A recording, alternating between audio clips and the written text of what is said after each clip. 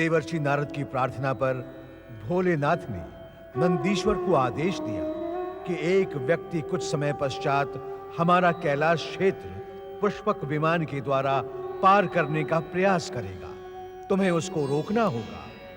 स्वामी की आज्ञा पाकर नंदीश्वर वानरमुखी बनकर अन्य शिवगणों के साथ रावण का मार्ग रोकने के लिए प्रस्थान करते हैं। उधर पुष्पक विमान पर अपने नाना दैत्यराज सुमाली और मामा कंपन के साथ गगन विहार करता रावण आनंद से फूला नहीं समा रहा था।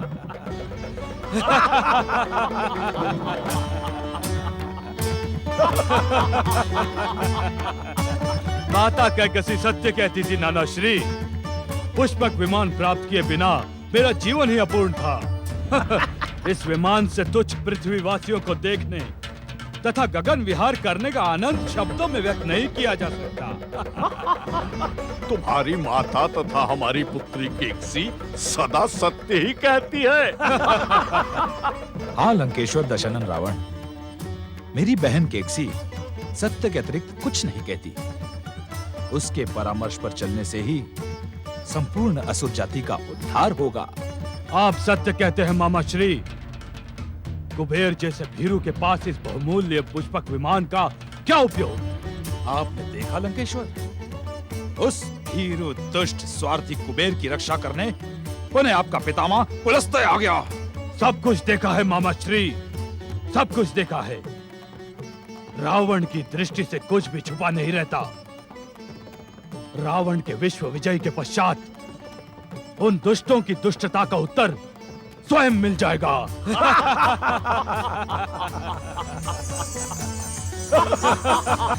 विश्व विजय के पश्चात आप अपनी प्रजा को देखने इस विमान में जाएं।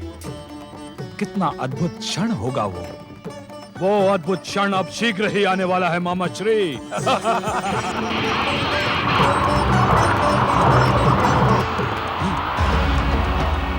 विमान की गति यकायक थम क्यों गई नाना श्री?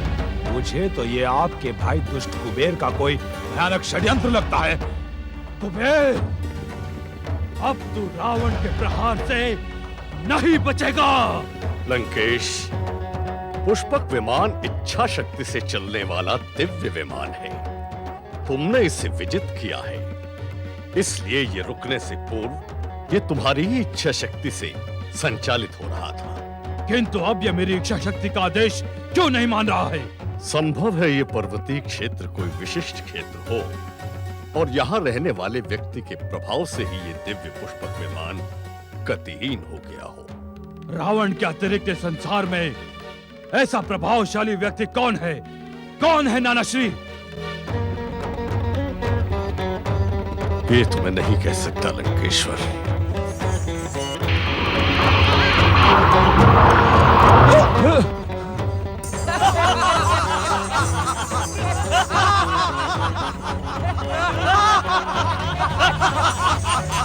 इस प्रकार मूर्खों के समान क्या हंस रहे हो वानर?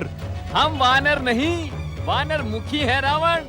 स्वयं हमें मूर्ख कहने वाले स्वयं मूर्ख हैं।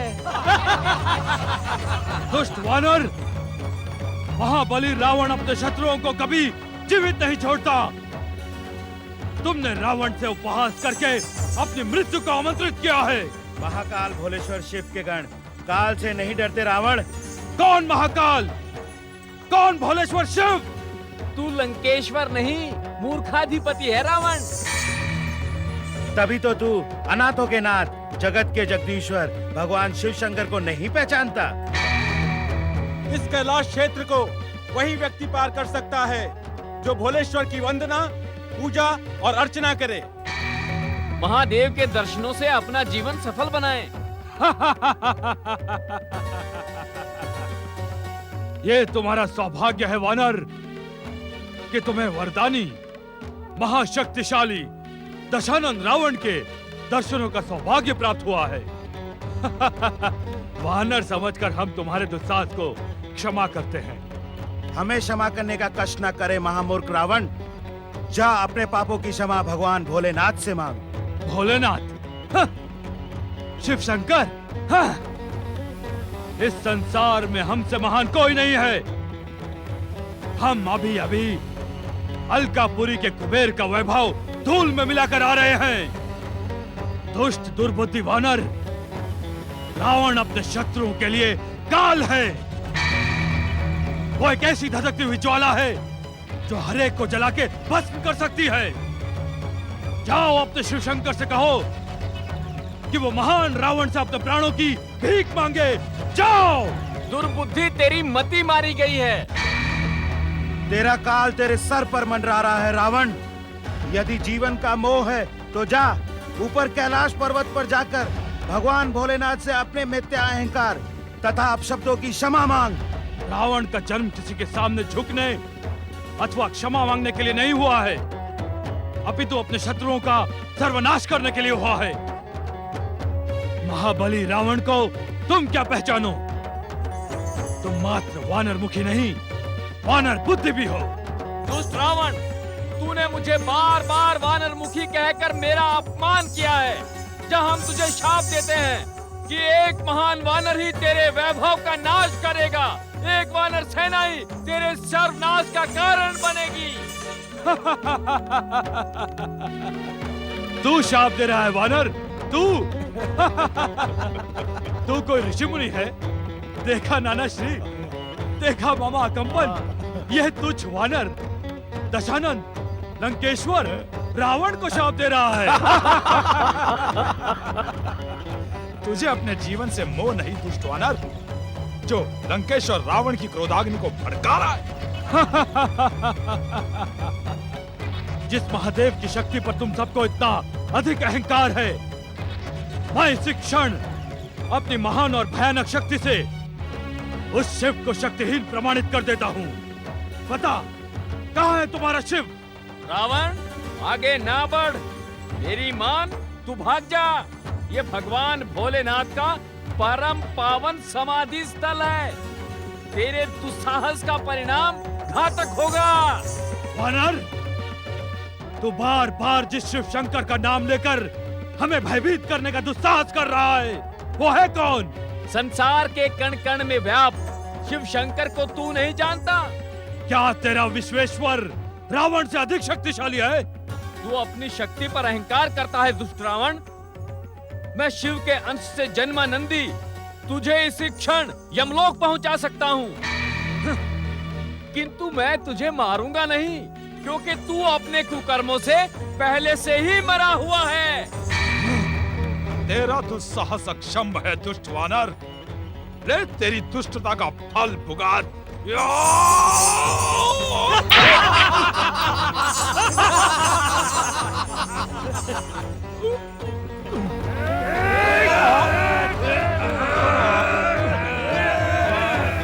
दुष्ट वानर, तेरा ये दुस्साहस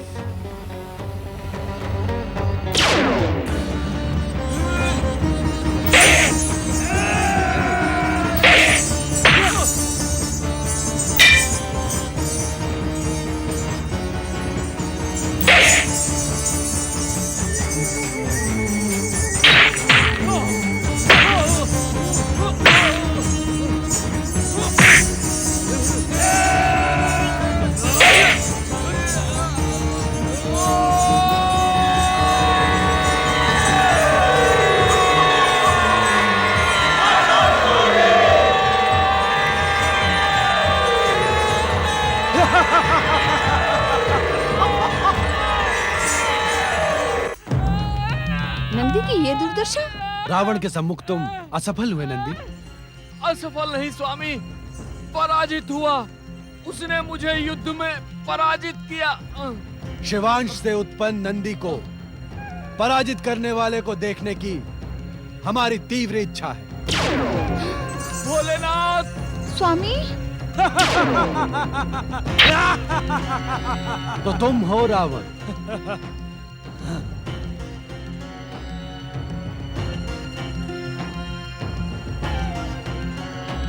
शिवांश से उत्पन्न नंदी को पराजित कर तुमने मुझ शिव को प्रसन्न किया है रावण।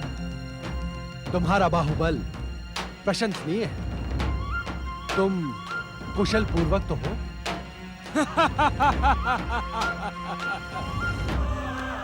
तो तुम ही हो शिव। आश्चर्य कि तुम मेरी कुशलता का समाचार पूछ रहे हो। अपने प्रिय भक्त नंदी की दुर्दशा नहीं देखी? गण प्रमुख नंदी को परास्त करने वाले रावण को देखने की तीव्र इच्छा ही तो हमें यहाँ खींच लाई। मुझ काल के सम्मुख अपनी हर इच्छा पूर्ण कर ले शिव। वेद और नीति शास्त्र का महापंडित रावण किसी की भी इच्छा पूर्ण नहीं रहने देता। हमें पहचानने में भूल न करो रावण। यदि तुम काल हो तो हम महाकाल हैं। महाकाल? तब तो आज मेरे परशु को युद्ध का पूर्ण आनंद मिलेगा। आनंद नहीं रावण, परम आनंद। किंतु यह कैलाश हमारा क्षेत्र है। यहाँ तुम हमारे अतिथि। मुझे अतिथि की नहीं, युद्ध की अभिलाषा है। हम तुम्हारी हर अभिलाषा पूर्ण करेंगे रावण, किंतु अभी तुम विश्राम कर लो। कार्य पूर्ति ही मेरा विश्राम है। शिव, त्रिशूल उठाओ। जैसी तुम्हारी इच्छा रावण।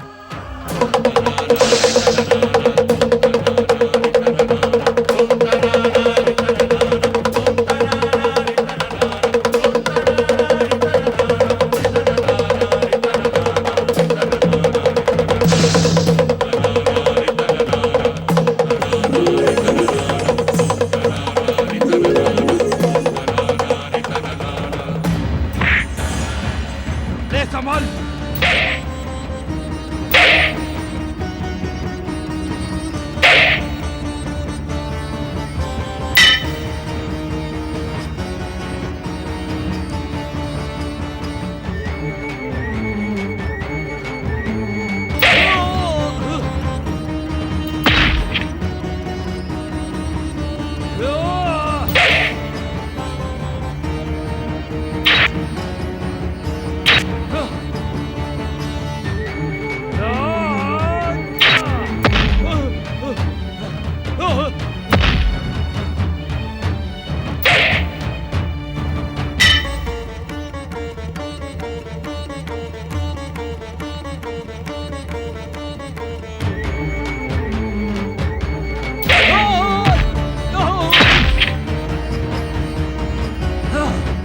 अपना परशु उठाओ रावण।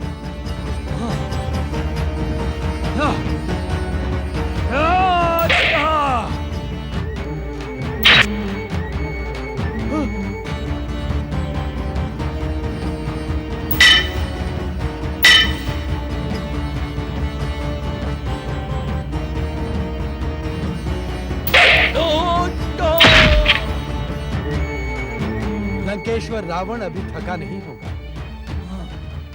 उठाओ परशु।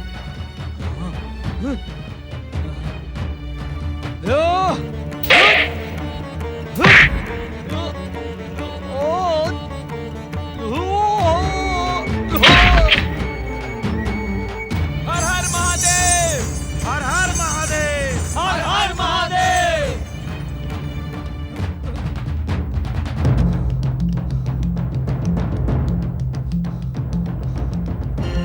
विश्राम के इच्छुक हो रावण? नहीं, विश्राम नहीं। किंतु तुम युद्ध कहां करते हो? युद्ध के नाम पर खेल करते हो। जैसे पिता अपने पुत्र को, गुरु अपने शिष्य को युद्ध का शिक्षण दे रहा हो। किंतु तुम तो युद्ध करो। नहीं नहीं, ये युद्ध नहीं, युद्ध के नाम पर खेल है। और मुझसे युद्ध के नाम पर खिलवाड़ करने वाले, ये तो बताओ कि सचमुच तुम हो कौन? जब तक अहंकार का आवरण तुम्हारे नेत्रों पर छाया हुआ है, तब तक तुम मुझे पहचान नहीं सकते रावण। अहंकार का आवरण हटाने के लिए तुम्हें साधना की आवश्यकता पड़ेगी। साधना? तुम उसे नहीं समझ पाओगे रावण। यदि समझ गए तो तुम्हारा जीवन धन्य हो जाएगा। मेरी बात का उत्तर दिए बिना तुम कहां चले गए शिव? मुझे बताओ कि तुम हो कौन? मूर्ख, तू अभी भी महाबलेश्वर शिव शंकर को नहीं पहचान पाया। मूर्खता ही तेरा परिचय है रावण। दुष्ट, इस समय मेरा चित्त उद्विग्न है। मुझे क्रोध न दिला, अन्यथा अन्यथा तू क्या साधना करने बैठ जाएगा? लंकेश्वर रावण साधना की नहीं, शक्ति की भाषा ही समझता है। यदि तुम्हारे शिव ने मुझे स्वयं आकर अपना परिचय ना दिया, तो मैं उनका ये निवास कैलाश पर्वत ही उखाड़कर सागर में डुबो दूंगा। ऐसा दुस्साहस ना कर रावण, अन्यथा तू भस्म हो जाएगा। शिव कोप से अपनी रक्षा कर रावण। शिव ने मुझे अपना परिचय न देकर मेरा उपहास उड़ाया है। या तो शिव मुझे अपना परिचय दे, या मैं शिव का निवास कैलाश ही सागर में डुबो देता हूँ।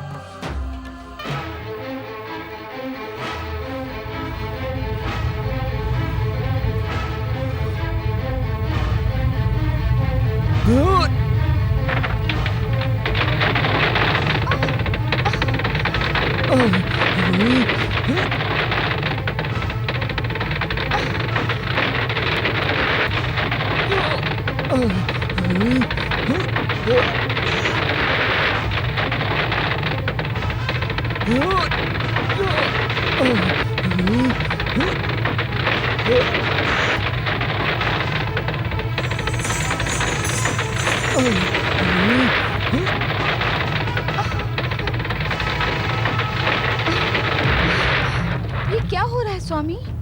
उद्विग्न ना हो पार्वती। यह एक अहंकारी का अहंकार है, जो खंडित होने की अभिलाषा लेकर प्रस्तुत हुआ है। अहंकारी का अहंकार? हाँ पार्वती, विश्व विजय तथा तीनों लोकों का स्वामी बनने का स्वप्न देखने वाला लंकेश्वर रावण आज कैलाश भूमि पर अपने अहंकार के साथ उपस्थित हुआ है। ऐसा अहंकार मैंने आज तक किसी वीर का ऐसा शक्ति प्रदर्शन नहीं देखा। यह प्रदर्शन युग परिवर्तन की सूचना भी है देवी पार्वती। युग परिवर्तन की सूचना? हमने आपसे कहा था ना देवी,